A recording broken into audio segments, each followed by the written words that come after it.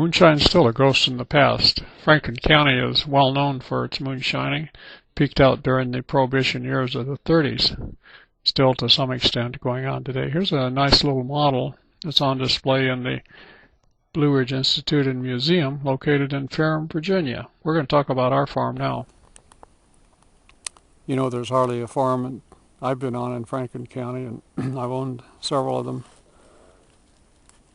If there's a nice spring on the farm, there's always remnants of a still there. Some of them are pretty good pieces, some are very small, some are pretty well deteriorated, as these are. But this was a reasonably good-sized operation. How long ago? Oh golly, this still probably hasn't operated for 30 years, maybe longer. But there's a lot of pieces of it laying around. In fact, I was here last time. I picked up a few pieces of souvenirs for my own use. Like I said, this is on a piece of property that we have for sale.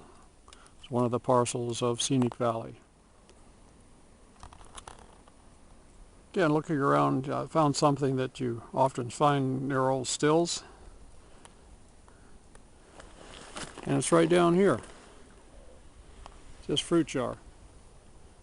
A lot of the liquor was stored and sold in quart containers of fruit jars, and of course things a lot larger than quarts as well.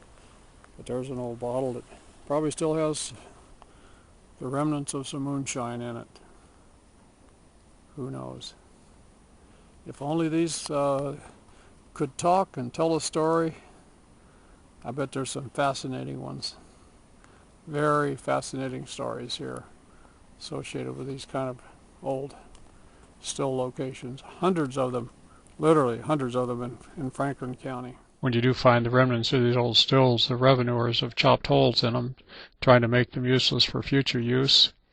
Here we see a barrel with holes in the bottom, and I've found stills on some of my farms that have been repaired by the user and used again. Here's the top of a distiller. Keister Greer wrote this book, 915 pages, The Great Moonshine Conspiracy Trial of 1935. We always enjoyed visiting with Mr. Greer in his home in the Grove in Rocky Mount, Virginia. Self-published this book, published 1,000 copies the first time, and I think most of them were purchased by people who wanted to know if their name was in there.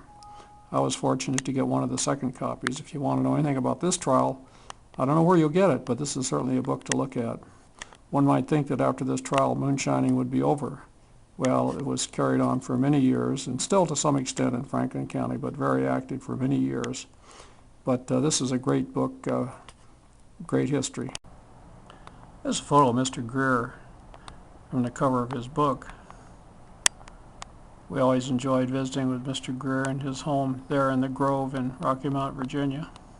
One of the things I love about going to Franklin County is all the interesting people and the stories they have to tell about their life in Franklin County.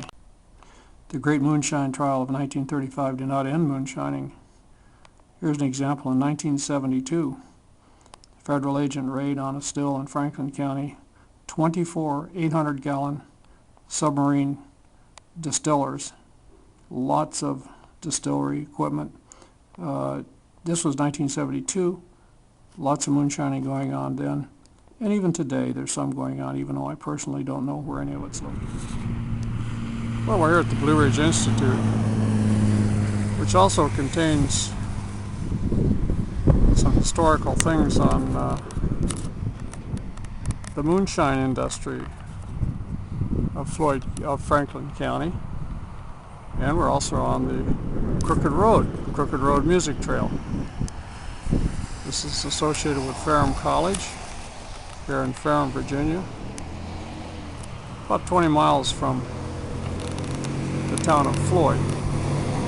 We are in Franklin County. Franklin County is well known for its history of moonshining. The LCF Group has owned many properties in Franklin County, and every one with a spring has remnants of an old still. There are thousands of remnants of old stills in Franklin County. Franklin County is also known for its mountain music and mountain heritage, log cabins, and other things. It's just a wonderful county. This is David Larson. We hope you've enjoyed our little video. Thank you so much.